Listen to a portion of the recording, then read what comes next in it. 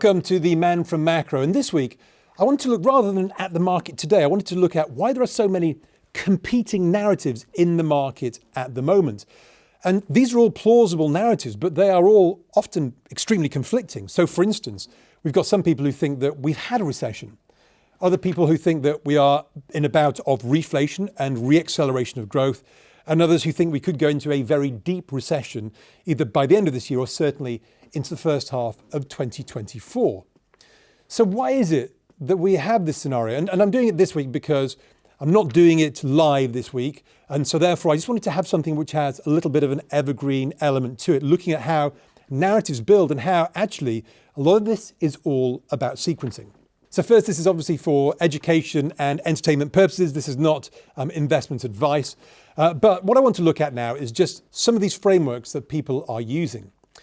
I think it's safe to say that the US economy has seen little pockets of recession over the last couple of years. We had that price shock last year when inflation really took off and the market, particularly equities, re-rated to reflect those high yields. But we saw consumer sentiment absolutely crater.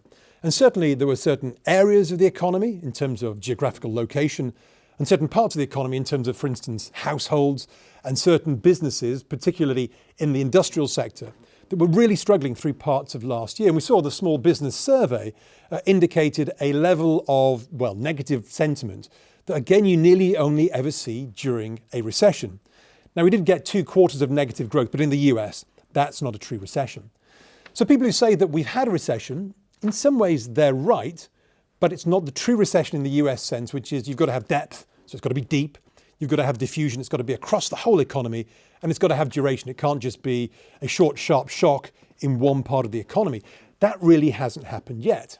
But then how can we have people saying, well, we're going to grow, we're getting reflation?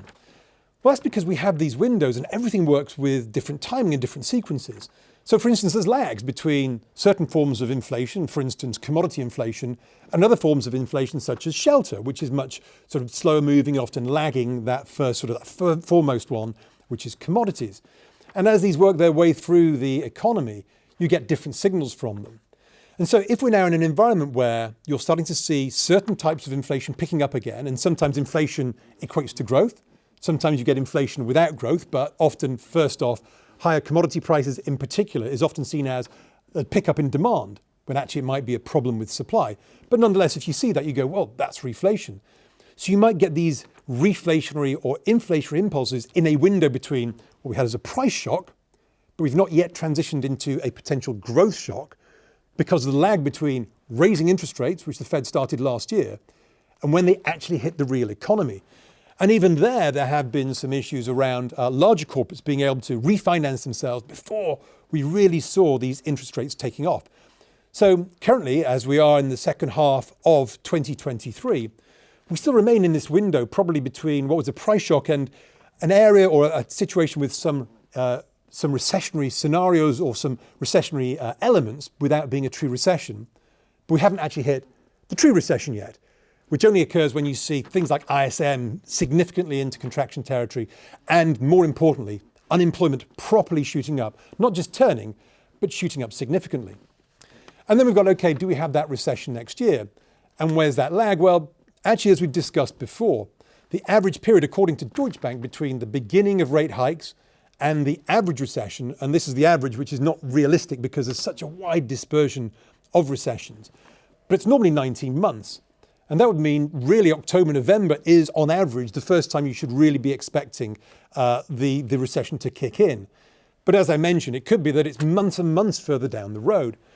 So this is the problem that we all have. And it's been exacerbated by the COVID scenario. And the COVID scenario being we had COVID, which completely changed the way a lot of people thought about the workplace. So changed working habits, changed the way employers look at employees, and also changed the way the flow of employees around various regions, particularly in Europe, but also within the US. Migrant workers, their patterns of movement changed.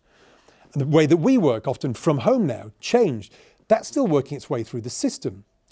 We also had the fiscal stimulus, which we've not really been used to. That created these savings which could be spent, but it created bottlenecks. But we also had shutdowns. All of these are still working their way through the system. We're only really now getting to the end of that huge massive savings. And it's probably the wealthier types who still had those savings, whereas the lower end of the income spectrum have probably been on credit for a while. But that's still working its way through the system, creating lots of distortions, making it very, very hard to interpret the data. So we're now in this scenario where we could see a reflationary impulse, but we could be seeing a reflationary impulse between what was a price shock and mini recession without being a true recession in 2022, in this window of transition in 2023, before we get the true recession in 2024. And remember, historically, and things may have changed, but historically, if we get a true recession, what we always see in that every time since the war, this is the Second World War, so 1945, is that during those recessions, we see an explosion in unemployment, not just a little turnaround, but an explosion higher in the unemployment rate. And we always get a tradable low in the equity market within the recession. Now, they're not maybe a magnificent new low like we saw in 2008 or in 2002, 2003, but nonetheless a tradable low.